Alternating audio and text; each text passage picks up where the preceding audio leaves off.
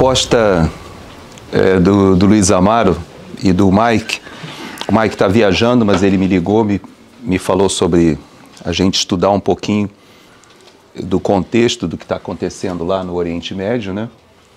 E esse termo Oriente Médio, ele vem ainda da perspectiva da história olhada da Europa, né? Então, os povos da Europa, eles olhavam para o Oriente Próximo. O Oriente Próximo para eles era ali o leste da Europa, onde é hoje a Polônia, a Hungria.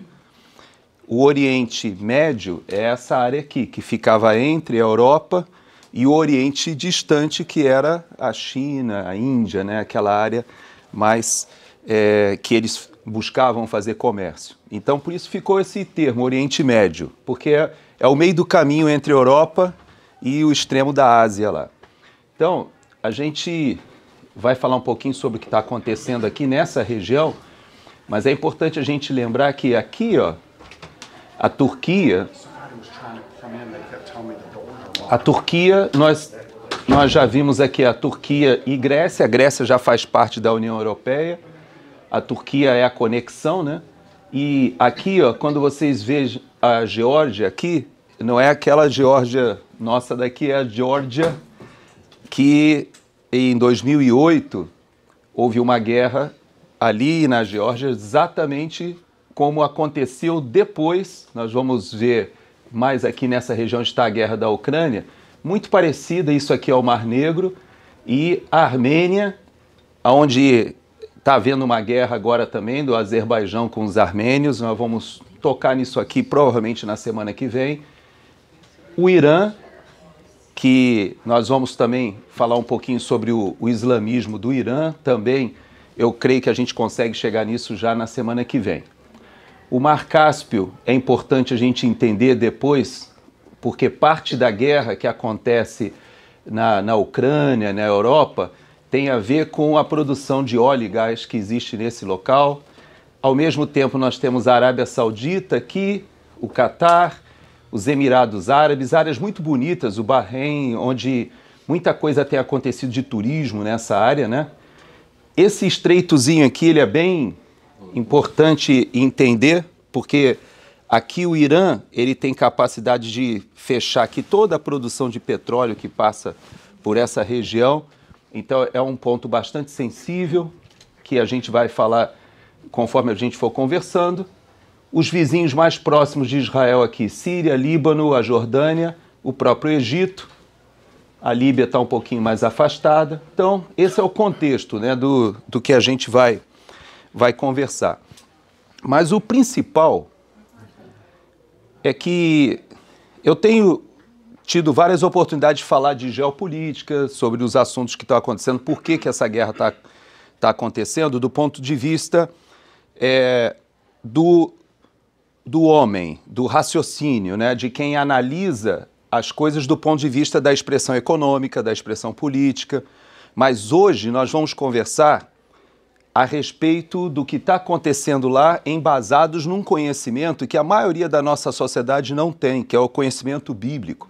Então, essa é a diferença. Nós estamos numa escola dominical e eu não estou numa aula de faculdade e nem estou falando para pessoas que desconhecem o Evangelho. Então, a nossa diferença hoje, a nossa proposta é que nós vamos conversar sobre esse contexto, mas indo à Bíblia e entendendo o que está acontecendo à luz da Bíblia. E o objetivo que eu conversei com o Luiz Amaro, não sei se a gente vai fazer isso em 2 domingos ou 3 domingos, mas eu gostaria de chegar ao final e nós, como cristãos, entendermos o que está acontecendo ali e, de alguma forma, cada um de nós pedir sabedoria, discernimento de Deus para ver como nós olhamos para o que está acontecendo ali da forma como Deus gostaria.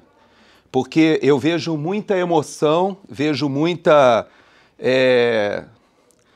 pessoas que externam, né, a indignação que a gente está sentindo num momento como esse, mas às vezes as pessoas perdem um pouco a noção da soberania, do propósito de Deus e o que está acontecendo à luz da história, que não foge ao controle do nosso Deus e não foge ao controle principalmente dos planos e propósitos de Deus para a nossa geração e para a história. Então, essa é a ideia, e nós vamos, então, só contextualizar vocês para por que essa aula foi pedida, né? Todos nós estamos acompanhando. Obviamente, eu não vou colocar imagens de nada daquilo que aconteceu, mas rapidamente, só para a gente lembrar, esses pontos verdes que vocês estão vendo na tela, eles são os locais aonde os terroristas passaram. Esse tracejado todo é porque a faixa de Gaza ela é totalmente cercada. Então ela tem cercas ou muros e tem portões, e esses pontos verdes foram onde esses portões, essas cercas foram arrebentados e os terroristas passaram. Cada pontinho vermelho foram os locais onde eles fizeram ataques, já dentro do território de Israel. E observe que pela distância aqui, a gente vê 5 quilômetros, eles chegaram a se afastar da faixa de Gaza, chegar em alguns pontos a 15, 20 quilômetros. Então eles entraram realmente dentro do território de Israel. A diferença do que aconteceu agora, sábado retrasado, né? Agora tem 15 dias já, foi no dia 7 de outubro. A diferença do que aconteceu nesse dia para o que vinha já acontecendo já há vários anos ali nessa região é que normalmente daqui de Gaza o Hamas, que é o grupo terrorista que administra essa área, nós vamos falar sobre isso depois com mais detalhes, mas esse grupo ele lançava foguetes. Então eles conseguiam montar os foguetes aqui dentro e lançavam foguetes para várias cidades aqui do sul de Israel. Isso já era uma coisa comum. Então vocês olhando lá naquele outro mapa, a gente percebe que ali a faixa de Gaza, ela consegue lançar alguns foguetes que inclusive chegam em Jerusalém. E eles vão colocando essa tensão, ou vão mantendo essa tensão, porque interessa a esse grupo, de alguma forma, manter esse conflito com Israel, e nós vamos falar sobre isso mais para frente. Mas é só para a gente entender o contexto. Eu tenho certeza que todos vocês viram as imagens. Eu espero que não tenham visto todas as imagens, porque são imagens muito terríveis. Eu falei para a Daya, por exemplo, em casa, eu aconselhei que ela não tivesse acesso a essas imagens na internet, porque a atrocidade desse ataque foi uma coisa sem precedentes em Israel. Para vocês terem uma ideia, muitos dos judeus estão considerando essa situação em um único dia pior até mesmo do que o Holocausto. Para eles, houve um senhor que foi sobrevivente do Holocausto que foi levado refém morto, aí, já um senhor de bastante idade. E a perversidade foi tamanha, porque não só mataram crianças, mataram os pais na frente dos filhos, filhos na frente dos pais, bebês, pessoas idosas, pessoas com Alzheimer. Foi uma ação terrorista filmada e explorada. Existe uma intenção de uma guerra psicológica, de uma guerra midiática, de uma guerra de informação. Então, é diferente. Normalmente, se você faz um ato criminoso, você quer fazer isso de maneira velada. Você não vai querer que ninguém veja que você cometeu tamanha atrocidade. Nesse caso é o oposto. Foi tudo filmado com GoPros, tudo muito bem planejado, de modo a que fosse mostrado para o mundo todo a tamanha atrocidade. Então, na nossa lógica, você pensa assim, poxa, não faz sentido, você está se auto-incriminando, mas na lógica do terrorista isso faz todo sentido, porque eles têm objetivos políticos e objetivos que nós vamos falar aí ao longo das nossas conversas, da nossa aula. Então, esse é o contexto, para que a gente possa, assim, localizar um pouquinho melhor, só para vocês terem uma ideia, Israel, se você sair daqui lá do extremo sul, que tem uma parte bonita, turística aqui, que vai pegar a pontinha ali, essa pontinha aqui, ó, só para vocês terem uma ideia, aqui do Golfo de Aqaba, ela junta aqui com o Mar Vermelho aqui do que vai para o canal do Suez. Então isso aqui é um braçozinho do Mar Vermelho, né? Então é um local muito bonito, eu nunca estive lá, mas as fotos são lindíssimas. Lembra até, tem uns pedaços que lembra Fort Lauderdale, porque tem marinas, muito bonito, muito desenvolvido. E essa parte aqui, desse extremo, até lá nas colinas de Golã, lá no norte da Síria, ali se você pegar esse pedaço, é como a gente saísse dirigindo daqui hoje da igreja e fosse dirigindo até Jacksonville. Você imagina que Israel inteiro é como se você saísse de Fort Lauderdale em linha reta até Jacksonville. Acabou Israel. Isso é Israel, um país inteiro que é do tamanho desse pedaço que eu lhes falei. Então vocês vejam que dá 467 quilômetros de norte a sul. E na parte mais estreita de Israel, nós temos aqui 12 quilômetros. Quer dizer, é muito pequenininho, gente. Israel é muito pequenininho. E a gente percebe que há uma agitação mundial em função do que está acontecendo nesse país pequenininho. Então, olha que nesse outro mapa ali, fica um pouco mais fácil da gente olhar o entorno. E o que está em verde, para que vocês tenham ideia, são os países árabes. Países muçulmanos de etnia árabe. Vejam que o Irã está em cinza e a Turquia também está em cinza ali. Por quê? Porque o Irã, ele é muçulmano, mas eles não são árabes. Os muçulmanos nessa região, a religião muçulmana, o islamismo, eles são predominantes nessa região. Mas não quer dizer que todos sejam árabes. Então, quando nós formos para a Bíblia daqui a pouco, a gente vai entender isso um pouco melhor. Mas, de modo geral, o que nós podemos lembrar é que o Irã, eles são persas.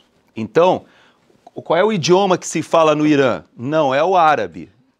No Irã se fala o farsi. Então, é importante a gente perceber que a Turquia, que está mais ao norte ali, também são muçulmanos. Mas eles também não falam árabe, eles falam turco. Então, todos esses países do entorno de Israel são países predominantemente muçulmanos, mas nem todos são árabes. Eu faço logo essa introdução para a gente entender que há muita confusão entre etnia e entre religião e até mesmo entre cultura. Então, rapidamente, para que a gente entenda que aquele pedacinho amarelo lá, ó, que é Israel, está cercado por países árabes, países muçulmanos, e tem vários dos países do entorno, como Irã e Turquia, que não são árabes, porém são muçulmanos, que também têm uma visão antagônica a Israel.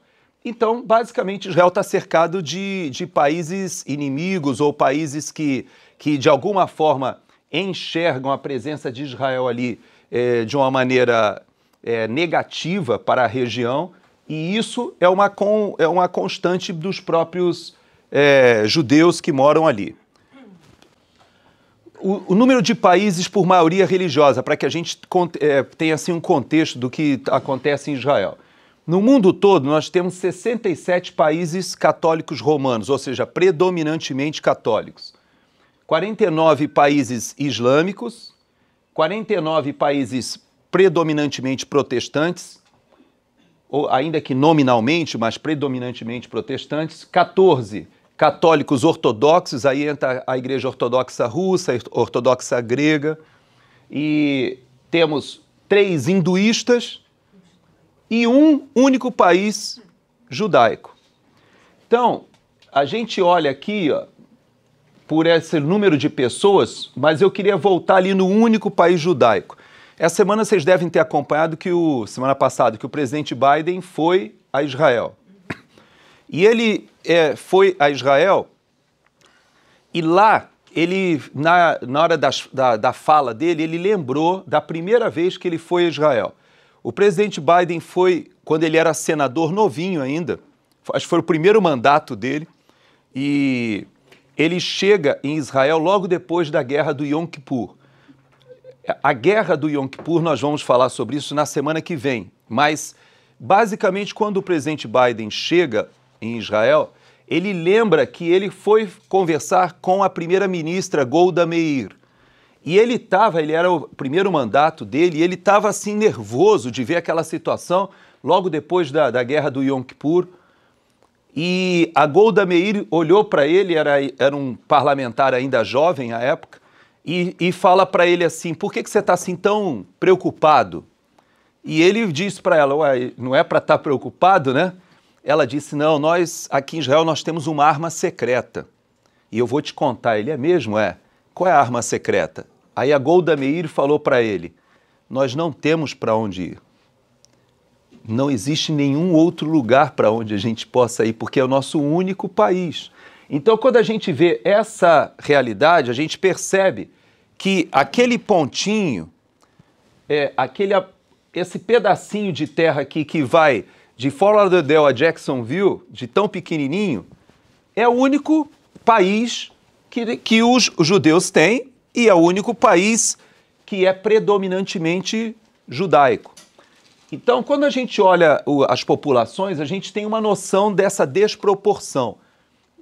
Existe 2,4 bilhões de pessoas que professam ou se dizem cristãs, existe 1,9 bilhão de pessoas que se dizem islâmicos ou que seguem a fé islâmica, existe 1 bilhão de pessoas mais ou menos no hinduísmo, particularmente, obviamente, na Índia, né, que tem a população de 1 bilhão e 300 milhões, 376 milhões de pessoas seguem o budismo e o judaísmo, 14 milhões de pessoas. É interessante quando a gente coloca essas populações, que o Luiz Amaro, que foi missionário na China, a gente percebe qual foi o impacto, né, do comunismo na China, porque lá tem mais de 1 bilhão de pessoas e você vê que eles não impactam esses números muito aqui, porque desse 1 bilhão de pessoas que moram na China, nós temos alguns que são do islamismo, temos alguns que são do budismo,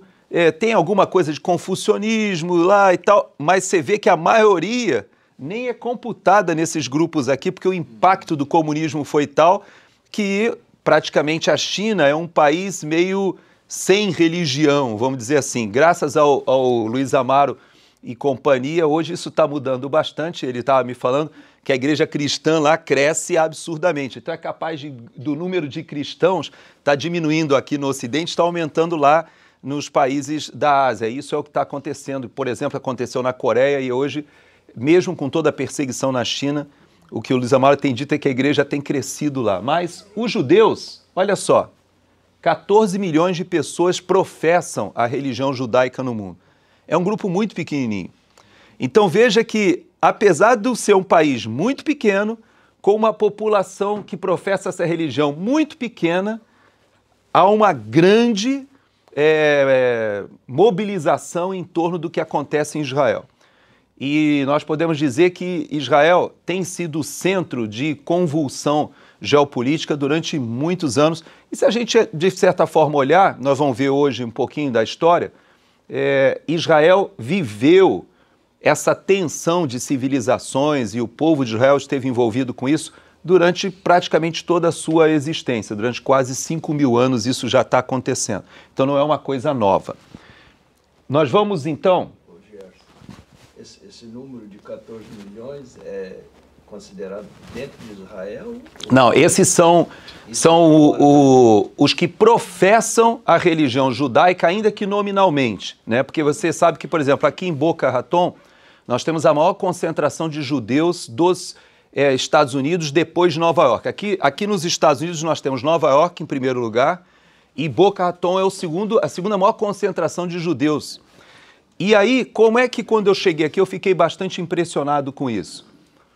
É que eu percebi que o meu condomínio onde eu moro, todo mundo é judeu.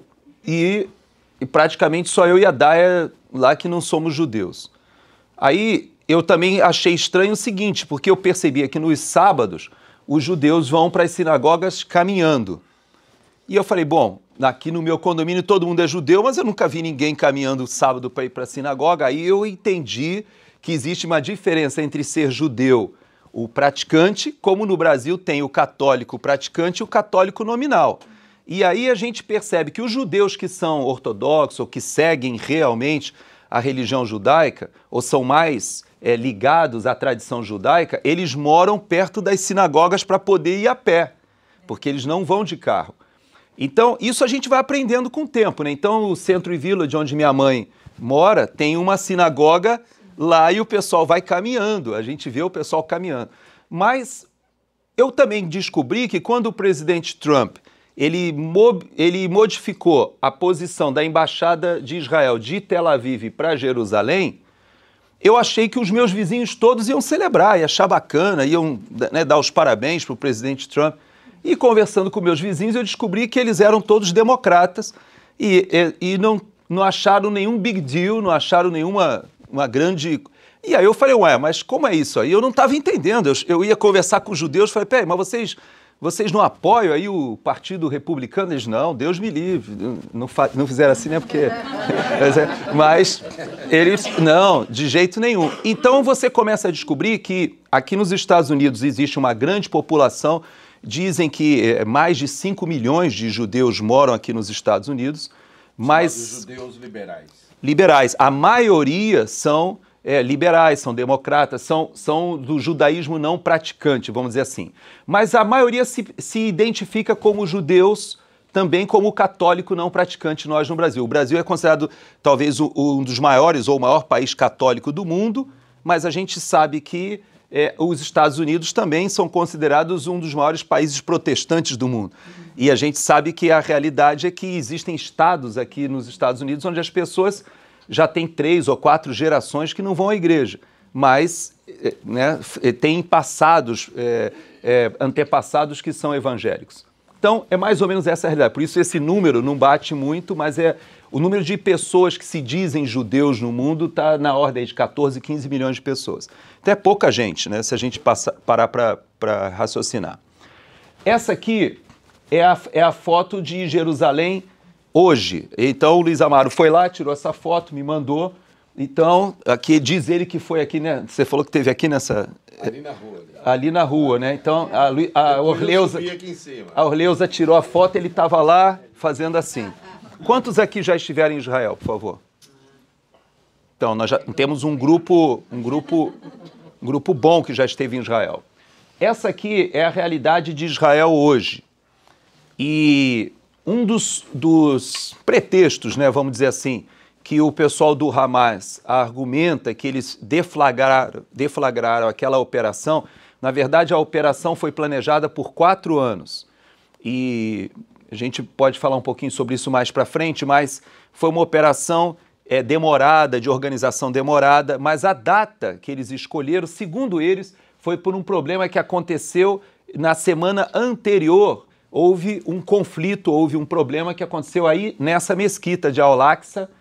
Essa mesquita, ela é o centro de um grande problema, insolúvel, não tem como chegar a uma pacificação desse problema, porque essa mesquita, ela é considerada sagrada para os muçulmanos, é considerado o 3º local mais sagrado para os muçulmanos. Eles entendem que Meca e Medina, que ficam na Arábia Saudita, são as 2 cidades mais importantes para a religião deles. Em Meca tem uma mesquita muito importante e que nessa mesquita todos os muçulmanos eles oram algumas vezes por dia na direção dessa mesquita de Meca. Teoricamente, todo muçulmano deve pelo menos uma vez na vida fazer uma peregrinação e ir a Meca. Medina é também sagrado pelo fato de ter nascido lá, ser a terra natal de Maomé. Mas em Jerusalém, onde é que entra Jerusalém nessa história? Jerusalém é sagrada para os muçulmanos porque, teoricamente, existem escritos que dizem que Maomé teve um sonho e ele foi levado numa noite, nesse sonho, a Jerusalém, e lá de Jerusalém, em uma pedra que fica dentro desse domo, esse domo dourado ali tem uma pedra que eles chamam de pedra fundamental, é uma pedra que, segundo eles, nessa pedra, Maomé estava nessa pedra quando ele foi arrebatado aos céus. E lá ele teve uma visão, ele teve um momento, né, com Deus, com Alá. Então, para eles, esse local é um local sagrado. Mas qual é o problema? Por que eu digo que é insolúvel essa situação? Por causa disso aqui, ó. Esse aqui, ó, é o templo da época de Jesus. Então, ó, vou voltar aqui, ó, para vocês verem. Isso é hoje. Isso aqui, ó, é a mesma foto de hoje, só que com o templo que os judeus gostariam de reconstruir. Essa área, eles gostariam de reconstruir. Eu vou colocar um videozinho que é feito em... só para que a gente entenda. Isso é hoje, olha só. Seria mais ou menos isso, ó. Ou seja, teria que construir em cima, teria que tirar ali a mesquita. Mais uma vez ele passa só para vocês terem uma ideia. O templo ficaria em cima, bem aí em cima. Bem em cima, olha lá. Olha aqui, ó, a reprodução mostra, ó, bem em cima. Ou seja, tem solução?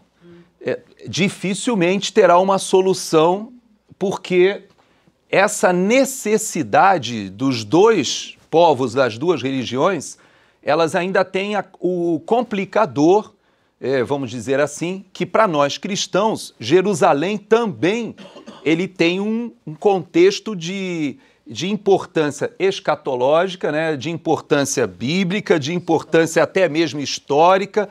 Então, é um local que convergem as três maiores religiões monoteístas do mundo. Os judeus, os muçulmanos, ou seja, a religião judaica, a religião islâmica e a religião cristã. Esses três braços são as maiores religiões monoteístas do mundo. Os religiosos são braços que não enxergam o Deus bíblico, esse Deus de Abraão, que é a raiz dessas três religiões. Então, vai ser bastante difícil, né, nós sairmos dessa situação em que Israel está hoje. Jerusalém é uma cidade dividida, porque existe áreas de Jerusalém que estão sob a administração dos palestinos, áreas de Jerusalém que estão sob a administração de Israel. Essa administração é entre aspas, né, porque o Estado de Israel ainda tem o controle de toda a área. Existem áreas que vocês que já foram a Israel sabem que você transita normalmente, como turista, etc., mas existem outras áreas em que você não pode ingressar, ou só com um acompanhante, né, ou alguém que possa fazer essa intermediação. Então, não é uma situação fácil da gente sair. Bom, esse mapa termina o que nós vamos falar, o contexto, e nós vamos para a Bíblia agora, que é o que eu acho muito importante, é o diferencial da gente. Ô Gerson, posso fazer um comentário, um complemento? Claro. Só volta na tela lá do templo. Ali existe todo mundo já vê na televisão, inclusive tem 24 horas por dia mostrando o Muro das Lamentações. Logo à esquerda do muro tem uma sinagoga, onde é comemorado, tem lá as torás, os livros e tudo mais. Inclusive onde é feito muito mitzvah, né? O bar mitzvah, que é a passagem da adolescência para a mocidade, dos meninos inclusive. Inclusive as mães ficam numa galeria de vidro, jogando bala e tal, elas não podem entrar na sinagoga, inclusive no muro mesmo é separado o lugar das mulheres e o lugar dos homens. Mas o que eu queria salientar é que essa lamentação que eles ficam fazendo, esse processo de oração que eles ficam ali no muro fazendo, por quê? Dentro da sinagoga, exatamente na sinagoga à esquerda, é onde estaria o Santo dos Santos do Templo de Salomão. Então eles ficam ali lamentando porque eles não podem ter acesso lá dentro. Por isso que chama-se Muro das Lamentações.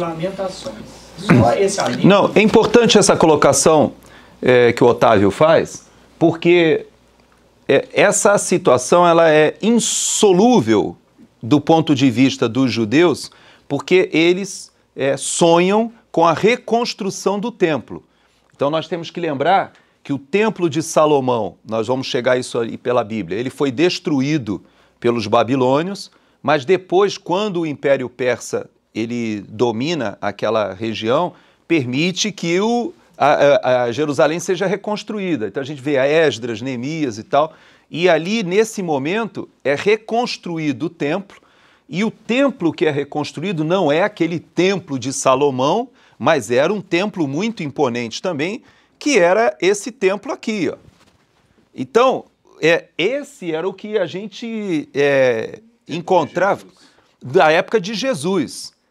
Então, veja que para você sair dessa situação que está hoje e voltar a ter alguma coisa parecida com isso, significa que você tem que praticamente destruir toda essa parte da mesquita, etc., ou remover essa mesquita daí e para construir. Só que aí quando a gente lembra que nós estamos falando de 14 milhões de judeus para quase 2 bilhões de muçulmanos no mundo, e quando a gente volta para aquele mapa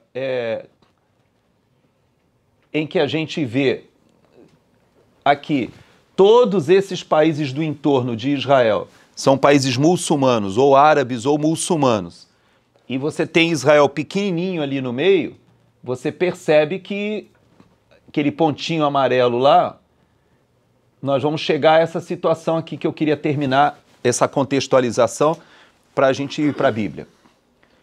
O Irã, na semana que vem nós vamos avançar provavelmente até a história dos dias de hoje. Então nós vamos sair da época de Jesus até os dias de hoje. E aí a gente vai entender como apareceram os muçulmanos, como é que começou a religião islâmica. Mas eu não vou falar sobre isso hoje, mas só para vocês terem uma ideia, o Irã, ele é muçulmano de uma linha xiita, né? Seria como nós, evangélicos e católicos, para a gente poder entender assim um pouco melhor. Quem é mais antigo aqui, o pessoal que frequenta o bridge grupo da Cibalena, o pessoal mais... Isso, o grupo dos veinhos, não o pessoal lá do norte, né, o pessoal da diretoria. Eu digo o pessoal aqui o pessoal aqui do team, né? O pessoal vai lembrar.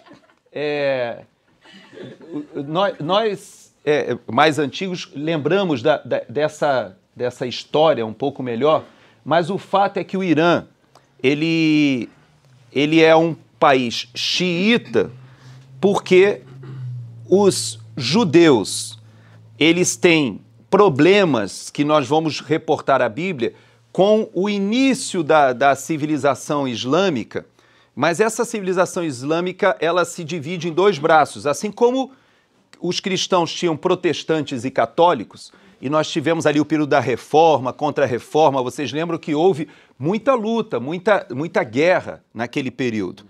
Nós, quando eu falo do pessoal do grupo, do Bridge Grupo Mais Velho, é porque nós lembramos ainda da Irlanda, ainda com atos terroristas entre protestantes e católicos. Vocês mais jovens nem pegaram essa fase, mas a Irlanda, que a gente vai lá hoje, havia atos terroristas de explosão, gente se matando por serem católicos e protestantes.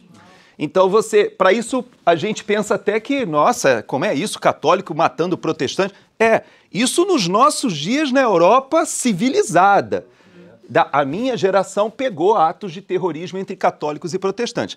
O pessoal, quando chega no Brasil e descobre o Brasil em 1500, o que estava acontecendo na Europa naquele momento, em 1500? A Reforma Protestante. Então, lá também houve muita briga, muita guerra, muita gente se matando entre católicos e protestantes. Então, quando a gente olha hoje os xiitas e sunitas, a gente tem a tendência, de falar assim, nossa, que gente, bárbaros, se matando por causa de religião, e a gente esquece que nós, cristãos, já passamos por uma fase semelhante. E pior do que isso, quando a gente olha o Irã, eles são persas, eles não são árabes. Então, o Irã e a Arábia Saudita, eles são os principais oponentes ali entre os muçulmanos sunitas e os muçulmanos xiitas. Esses dois países, eles estão em constante conflito, em constante guerra, em constante tensão. E aí eu passo para vocês uma informação que é importante a gente ter, Qual é o grupo religioso que mais morre em atentados terroristas no mundo? A gente pensa que são os cristãos, Porque realmente os cristãos são muito perseguidos e vira e mexe estão sofrendo atentados terroristas aí mundo afora.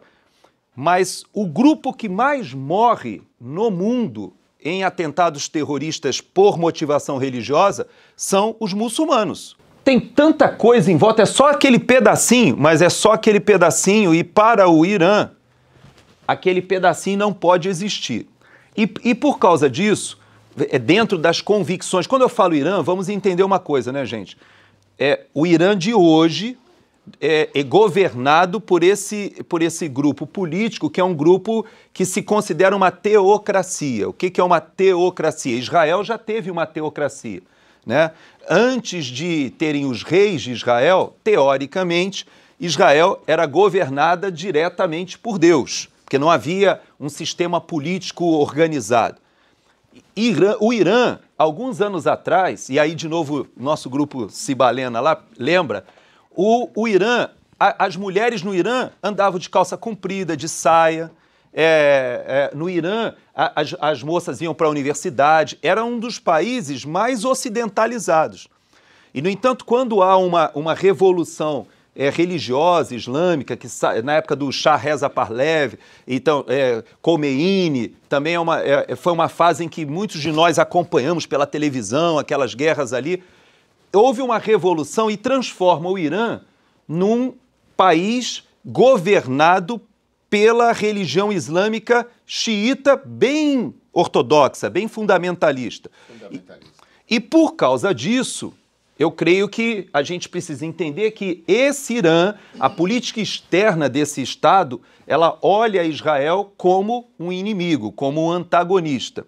E eles financiam tanto os grupos na Síria, quanto no Líbano. Nós vamos ver que hoje, se a gente abrir as notícias, nós vamos perceber que Israel está atacando o sul do Líbano, porque ali existe uma milícia, essa sim, xiita, chamada Hezbollah.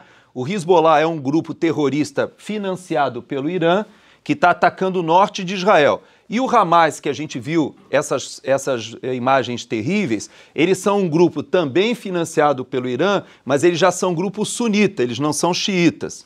Então, ali, esse grupo, tanto na Síria, quanto no Líbano, quanto ali o próprio, aqui da faixa de Gaza, que é o grupo do Hamas, o Iraque também existe, vocês lembram que teve a guerra no Iraque, que os Estados Unidos foi para lá, invadiu o Iraque. O Iraque é um país que era predominantemente governado por sunitas, mas uma grande população xiita. E essa população, ela tem uma ligação muito grande com o Irã. E nós temos aqui também, é bom a gente colocar, aqui no sul, o Iêmen, porque ontem, eu não sei se vocês viram nas notícias, do Iêmen foram lançados alguns foguetes, mas você vê, um foguete do Iêmen para atingir Israel, ele tem que sair daqui e passar por cima da Arábia Saudita e chegar lá em Israel. Então, aqui no Mar Vermelho existem, e nessa região, tanto do Mediterrâneo quanto aqui do Mar Vermelho, existem navios americanos e eles foram interceptados, existem bases, inclusive, americanas na Arábia Saudita também, e esses mísseis do Iêmen para chegar em Israel é bem difícil. Assim como do Irã para chegar em Israel, também tem que passar por cima do Iraque. Também é difícil, mas sem a proteção dessa tecnologia moderna ou da própria presença militar dos Estados Unidos, dificilmente Israel conseguiria suportar um ataque simultâneo de todos esses lados. Então, quando a gente viu, eu sei que vocês ouviram as notícias de que os Estados Unidos, ele leva ali para o mar Mediterrâneo, para as proximidades, um strike group, que é um porta-aviões com vários navios em volta. Esse grupo vai para ali, não é para fazer uma guerra formal, ou seja, uma guerra convencional. Os americanos não foram para lá para eles desembarcarem lá e entrar na guerra. Mas é porque quando você aproxima um porta-aviões como esse que foi para lá, que é o porta-aviões mais moderno que os Estados Unidos têm. Os Estados Unidos têm 11 porta-aviões, é o único país do mundo que tem porta-aviões de propulsão nuclear, e os Estados Unidos têm 11. A China, que todo mundo fala, não tem nenhum porta-aviões de propulsão nuclear ainda. Eles têm 2 porta-aviões, mas não tem porta-avião de propulsão nuclear. Qual é a vantagem de um porta-avião de propulsão nuclear? É que ele não para. Ele vai embora, ele não precisa abastecer, ele vai embora e fica em atividade meses. Você não precisa, tendo comida, ele pode ficar anos, inclusive, porque ele pode ser abastecido pelo ar. E eles têm aeronaves e tem muita tecnologia. Esse porta-aviões, qual é a diferença dele para os outros 10 da classe Nimitz que estão em atividade? É que esse porta-aviões ele tem tanta tecnologia colocada ali de aviônica, de eletrônica, de cyberspace, que ele consegue, quando chega no local, ele domina o espaço aéreo, e esse espaço aéreo significa que eles têm capacidade, com o armamento, de interceptar o que vem do Irã, o que vem do Iêmen, o que vem de toda essa região. Eles conseguem integrar o sistema de controle do espaço aéreo. Então, basicamente, é isso que acontece. Não é que aquele grupo vai para lá para entrar na guerra, mas eles vão ajudar Israel a se defender ou vão potencializar essa defesa que existe aí na parte aérea. Tá? Uma coisa, eles falaram agora que por 9 horas Israel foi atacado e só um caiu num terreno lá, porque com esse apoio americano e também o de dentro de Israel, eles interceptaram e bloquearam todos os ataques aéreos que vieram. Existe um sistema que Israel já usa há bastante tempo, né, que é o Iron Dome, que é um sistema que intercepta esses foguetes que vêm da faixa de Gaza. Isso já é uma coisa que já acontece há muitos anos. Os israelenses, eles desenvolveram, todo mundo que mora em Israel tem um quarto seguro, né, que é um bunkerzinho. As famílias todas têm. Eu entrevistei 2 pessoas essa semana passada nos programas que eu tenho feito, e a pessoa estava com os filhos no escritório dela, que fica no bunker. Então ela estava dando a entrevista para mim e os filhos vieram de cima para dormir, adolescentes. Porque todo mundo tem esses locais, isso faz parte da cultura. E existe um sistema eletrônico muito bem feito que no seu celular você é alertado. Então vocês lembram que aqui nos Estados Unidos a gente tem aquele negócio que alerta de vez em quando no celular quando tem uma criança raptada, né? Então eles têm um sistema similar e que o celular avisa quando o Iron Dome detecta um foguete vindo, que aí é feito, né, por inteligência artificial, faz o cruzamento das variáveis, vento, tal, não sei o que, bom, pode cair aqui. Aí aquilo é avisado e o pessoal já vai e se abriga. E se você está na rua, tem vários pontos em Israel, quem já visitou lá sabe, que tem alguns locais que você pode, inclusive, o pessoal já sabe que você pode ir para aquele abrigo ali, caso esteja vindo um foguete para aquela área. Então tem toda uma cultura que foi criada já. Então quando a gente fala assim, poxa, mas como é que eles ficam lançando tantos foguetes ali da faixa de Gaza e tantos são interceptados? Porque existe esse sistema, eles são interceptados ainda no ar.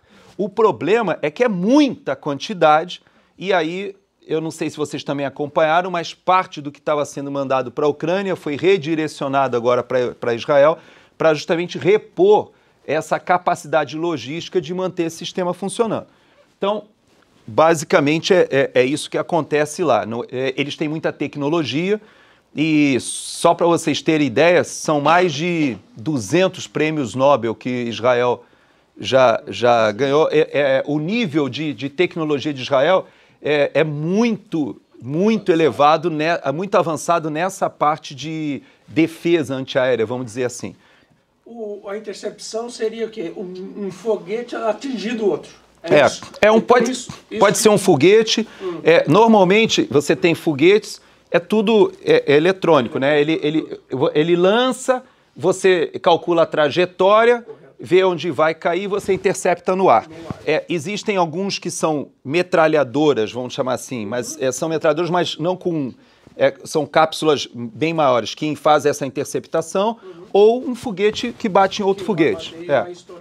Normalmente ele não embate um no outro, ele explode na proximidade, os estilhaços que fazem a demolição daquilo. Então, você há de convir que se você vai lançando muito foguete, você tem que ter também tem que ter muita contrabateria. Alguém tem que repor isso daí, é o que você está falando. Os Estados Unidos está mandando essa... Isso. Eu não sei se vocês viram uma imagem que essa semana mostrou. Alguns Galaxies são aviões, os maiores aviões de transporte que os Estados Unidos têm, e estavam saindo de dentro desses Galaxies algumas viaturas blindadas sobre roda já com os inscritos em hebraico. E me chamou a atenção, porque eram viaturas americanas que estavam direcionadas em outras áreas e que eles rapidamente já prepararam, já pintaram, já botaram ali e já estão mandando. Essas viaturas estão sendo mandadas lá para entrar na faixa de Gaza. Eles vão fazer uma operação agora terrestre entrando na faixa de Gaza e sabe-se que essa vai ser uma operação muito complexa, então precisa de viaturas blindadas menores, não pode ser aqueles carros de combate, aqueles tanques, né? Então eles estão chegando lá, e o que os Estados Unidos têm feito com Israel nesse momento é justamente esse apoio logístico, né? Em nenhuma das guerras de Israel, os israelenses permitiram tropas estrangeiras combatendo em Israel. Então esse faz parte da tradição deles, tanto no Yom Kippur, na Guerra dos 6 Dias, que nós vamos ver na semana que vem. A gente percebe que eles recebem apoio, obviamente, mas não recebem tropa. Então eu não creio que seja diferente agora. Bom, vamos para a Bíblia, gente? Eu creio que é muito importante a gente ir para a Bíblia. Eu vou explicar por quê. Nós somos um grupo, aqui nessa sala, vocês são um grupo privilegiado. Por quê? Porque vocês conhecem a palavra, vocês têm contato com a Torá hebraica escrita no nosso idioma na Bíblia cristã. Então, a gente tem os escritos que os povos se utilizam, tanto da raiz islâmica quanto da raiz judaica, e nós temos isso em português, nas nossas Bíblias, né? Então, nós vamos entrar nisso aqui hoje muito rapidamente, só para a gente lembrar o seguinte: Ur, dos caldeus, né, de onde sai a família de Abraão, ele sai dessa região aqui, que é mais ou menos o que está o Iraque e o Kuwait hoje, seria mais ou menos nessa região. Tem gente que diz que é no Iraque, tem gente que diz que, na verdade, hoje em dia, seria aqui, essa região aqui seria, na verdade, o atual Kuwait. Mas, de toda forma, é importante a gente olhar que essa região aqui, ó, foi a região que nasce a civilização descrita na Bíblia, né? Então, é importante a gente ver que Gênesis 2:8 e Gênesis 2:14, nós vamos ver que esses dois versículos falam sobre o início, né,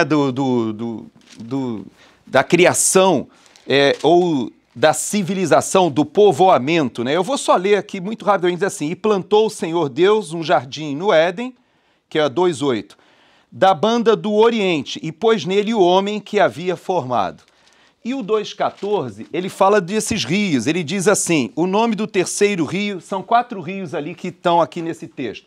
Pison, Gion, que os historiadores não sabem exatamente quais rios seriam esses, mas 2 todo mundo sabe, que é o Tigre e o Eufrates. Vamos lembrar que Gênesis, gente, foi escrito a tradição nos diz que Gênesis foi escrito por Moisés, ou seja, nós estamos falando de alguém que escreveu isso do Gênesis, anos que acontece muitos anos antes da tradição oral, que consegue escrever depois que ele sai do Egito, dentro de uma cultura egípcia. Então, é bom a gente, às vezes, lembrar, porque às vezes a gente lê Gênesis e pensa que quem escreveu Gênesis estava lá no Éden, né?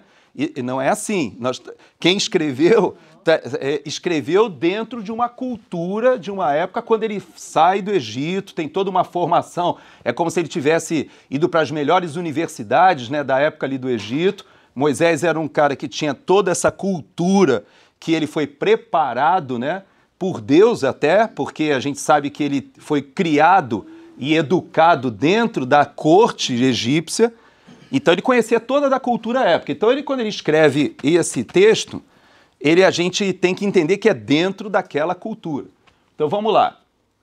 Tigre e Eufrates são esses rios que existem, o rio Tigre e o rio Eufrates, eles têm as nascentes deles, ó, aqui nessa região de Arã, da Síria, e que hoje em dia, inclusive, é onde tem povos, é o maior povo atualmente no mundo sem país.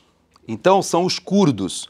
Os curdos hoje é o povo, é a etnia com a maior quantidade de pessoas no mundo que não tem um país.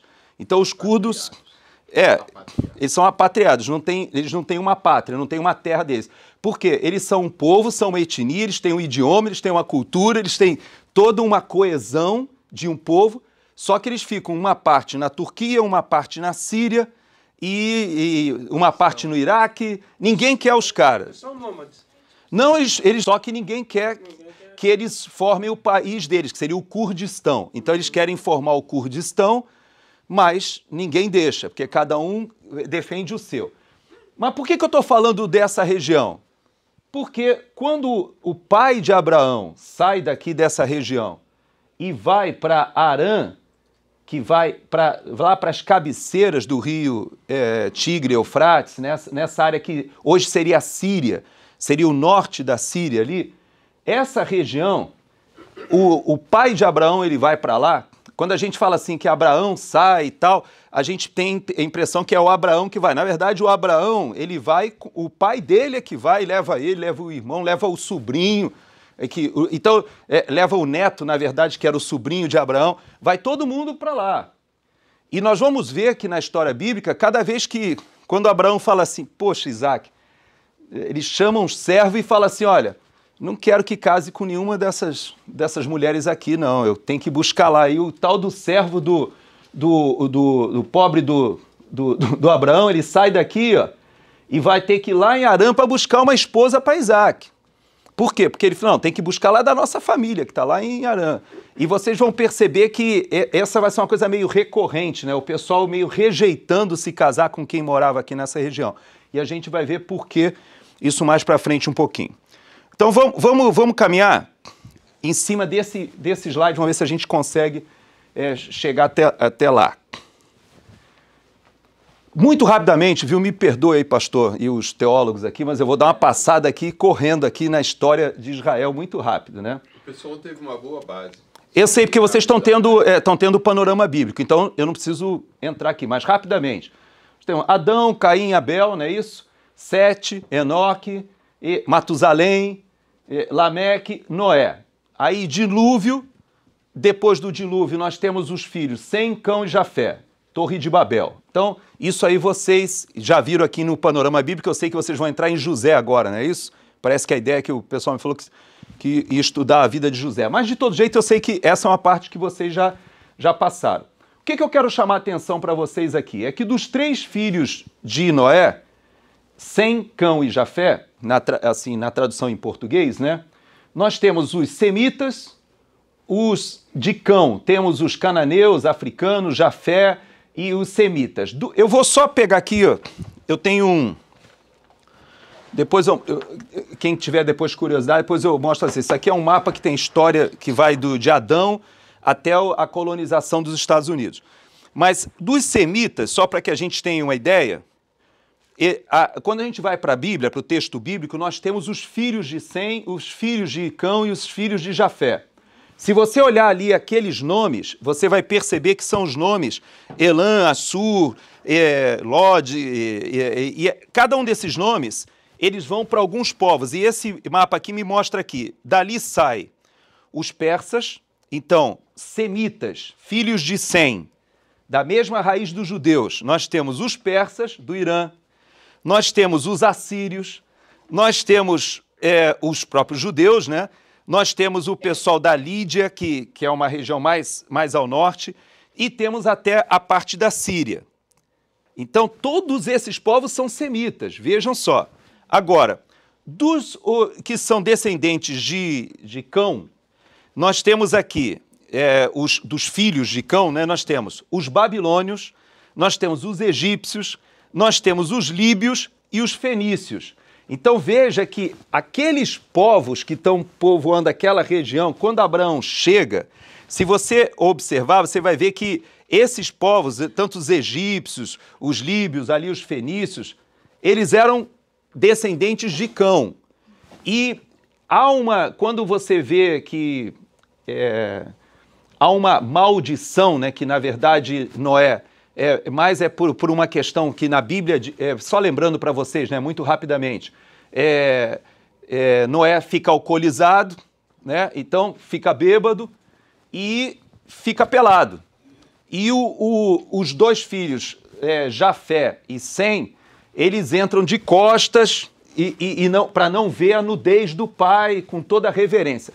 Já o Cão, não se sabe se foi o Cão ou foi o filho dele, porque a maldição acaba sendo sobre os cananeus, que são filhos do Cão, então não sabe se foi o neto que chegou ali, pai, olha lá o vovô pelado, ou se foi realmente, mas seja lá quem foi, alguém ali dos cananitas ou daquela descendência foi lá e viu Noé pelado. Então, basicamente, se muito rapidamente, a história é mais ou menos isso. E Noé, então, diz que a descendência dele, seriam servos dos outros dois. Então, é mais ou menos isso. Mas, por isso que quando Abraão, Isaac e até Jacó mesmo, você vai perceber que existe uma tendência deles voltarem lá aonde está a família e não quererem se casar com aqueles povos ali do que hoje seria a Palestina, tá? Porque eram povos ali que estavam naquela área, que eram povos descendentes de Cão. Então, só para a gente lembrar. E de Jafé? Que a gente falou dos semitas, né, dos cananitas e de Jafé. Os indo-europeus. Eu tenho aqui, ó, são os germânicos, os turcos, os hunos, o pessoal da Medo, que é mais ao norte da Pérsia, até os espanhóis, os gregos, os romanos, os tártaros, ou seja, os europeus, os russos, os da Ásia mais indo em direção ao leste. Então, todas as etnias são oriundas desse grupo. E é importante a gente olhar que os semitas, esses são os mais importantes. Quando a gente entrar em Abraão agora, a gente vai ver, vamos lá para Gênesis capítulo 11, bem rapidinho. Porque Abraão, quando ele sai ali daquela região, né, que eu faço questão de mostrar aqui para vocês de novo, quando ele sai dessa região daqui da Síria e ele entra na terra de Canaã, lembra que Canaã é justamente a terra dos descendentes de Cão. Então, os cananitas, os cananeus, são justamente aqueles que são descendentes daquele filho de Noé que, teoricamente, são o grupo amaldiçoado nesse aspecto, que os filhos deles, as descendências deles, na verdade, serviriam aos outros dois grupos, vamos dizer assim, mais ou menos isso. Então, voltando lá. Abraão, então, Gênesis 11, 27. Eu vou só ler um versículo aqui. Diz assim, são estas as gerações de Terá. Terá gerou Abraão, a Naor e Arã. E Arã gerou a Ló. Então, ele teve, o pai de Abraão, né? Ele teve 3 filhos. Ele sai lá de Ur, vai lá para essa região lá de Arã. E olha só o que acontece. Eu vou ler só o versículo 27 e 31. Não, 11, 27 e 31. Até o 31. Deixa eu ver aqui. Agora tem que ler o 28.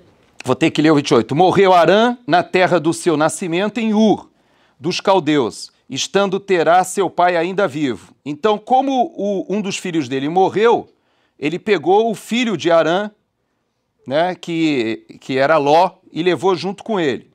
Abraão e Naor tomaram para si mulheres, e de Abraão chamava-se Sarai e de Naor Milca. Então o Naor, ele não foi com Abraão lá para Canaã, ele ficou lá naquela região ao norte. Depois, por isso que vai ser buscado filhas, né, ou descendentes dele para se casarem lá na frente. Bom, 12:1. Ora, disse o Senhor a Abraão, sai da tua terra, da tua parentela e da casa do teu pai e vai para a terra que te mostrarei. Então, dali ele sai dessa região e muitas vezes a gente pensa que quando ele ouve essa palavra, ele está falando que Abraão saiu daqui. Não, Abraão saiu daqui, porque ele já estava morando aqui com a família dele já há um bom tempo e quando ele recebe essa mensagem, ele sai da Síria e vem para essa região aqui. Importante a gente lembrar, o Ló, nessa história aqui, ele é muito importante para a gente entender. Porque quando... rapidamente, assim, para a gente lembrar da história bíblica, muito rapidamente. O Ló, ele era sobrinho, né, de Abraão, ou seja, ele era filho do irmão, aquele irmão dele que tinha morrido e que não viajou com a família. O Ló, ele acaba provavelmente se casando, porque se ele era sobrinho, ele devia ser um pouquinho mais novo, mas a mulher de Ló e a família dele acaba se estabelecendo numa cidade que a gente sabe, Sodoma, a gente lembra da história, Sodoma, Gomorra, etc. Mas o que é importante da gente lembrar? É que quando ele sai de Sodoma, e a mulher dele acaba virando a estátua de sal, porque olha para trás, a gente lembra do texto bíblico, mas ele sai com as filhas. E as filhas, quando percebem que ele tenta sair de Sodoma, e o texto bíblico fala que Ló conversa com os genros, com aqueles que queriam casar com as filhas dele.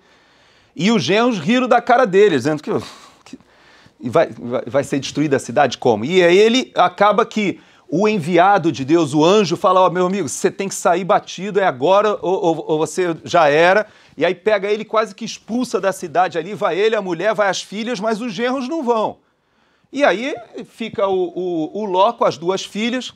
As filhas fazem o quê? Elas embebedam ali o pai e as duas se deitam com Ló e as duas acabam tendo filhos de Ló do próprio pai. É importante porque dali vão sair os moabitas e os amonitas. Então, das filhas de Ló, essas filhas que se deitaram com ele, saem esses dois povos, moabitas e amonitas. É importante porque nós vamos ver depois que esses povos vão ser povos que vão brigar com Israel e muita coisa vai acontecer em função disso. Então, Ismael, vamos entrar em Ismael aqui que é importante. Abraão, então, ele tem 2 filhos. Não, ele tem um monte de filhos. Então, é uma coisa que a gente precisa lembrar. Abraão teve Ismael porque ele teve aquele insight, né, que acho que até o Luiz Amaro já pregou um domingo aí, falando, né, que Abraão fez esse sacrifício todo, né, de ter um filho ali com a serva, né, a Agar, que era a serva. Ouviu a mulher dele falou, olha, tô velhinha e tal, né, quem sabe, vamos ajudar Deus, né, vamos dar um... Né?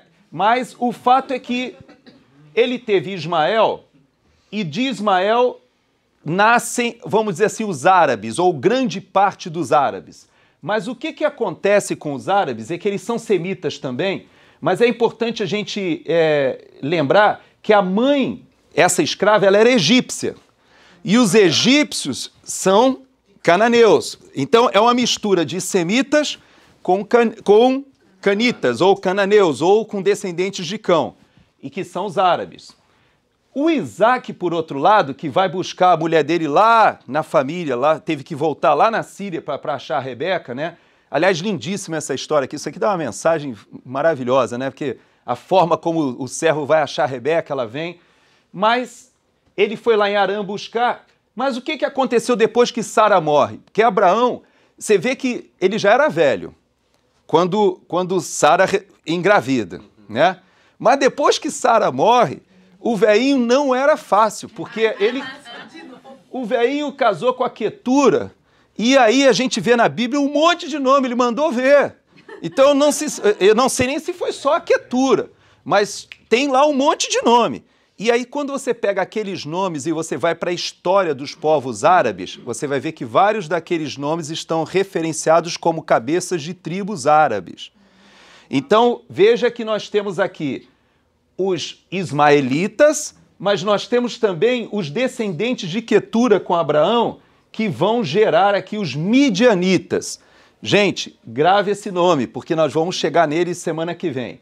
Os midianitas são outro povo importante, junto com os moabitas, com os amonitas. Porque quando hoje já não vai dar mais tempo, mas quando Moisés retorna para essa região, que semana que vem a gente vai chegar, aí você vai ver que ele vai combater com todos esses povos, que na verdade são povos oriundos da mesma raiz semítica, são filhos de Abraão, que ficaram ali naquela região. Alguns se mesclaram, inclusive com outros povos.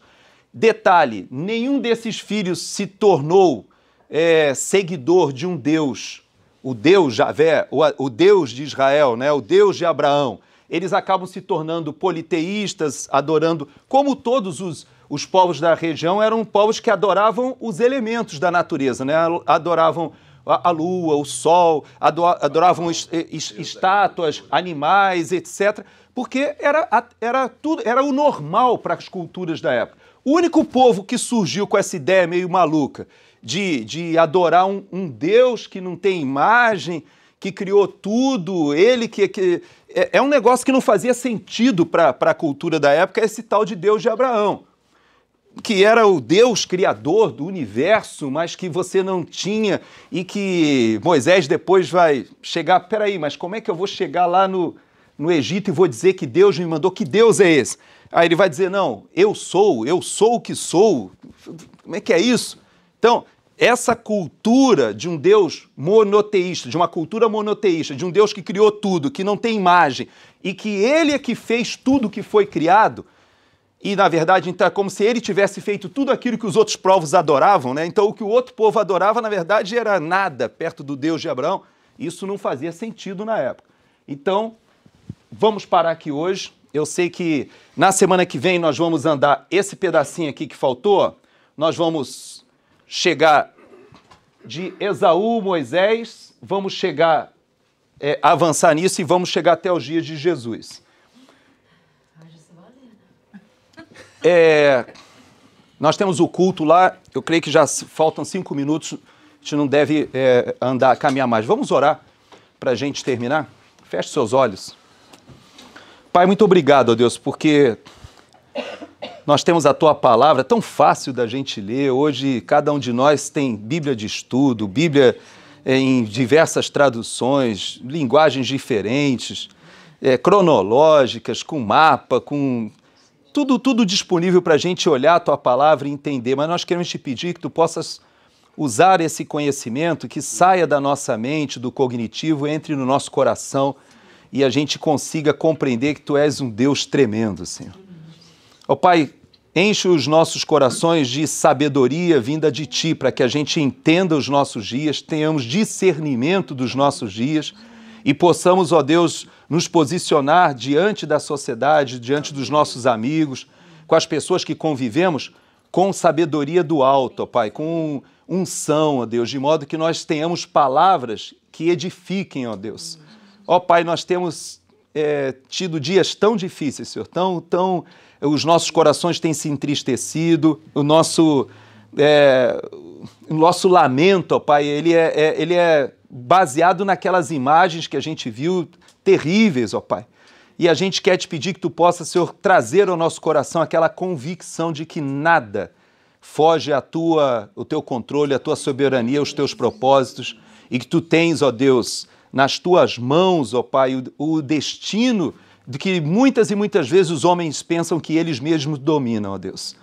Pai, põe na nossa boca, ó Pai, palavras de sabedoria, de edificação, porque nós temos vivido tempos muito difíceis, ó Pai.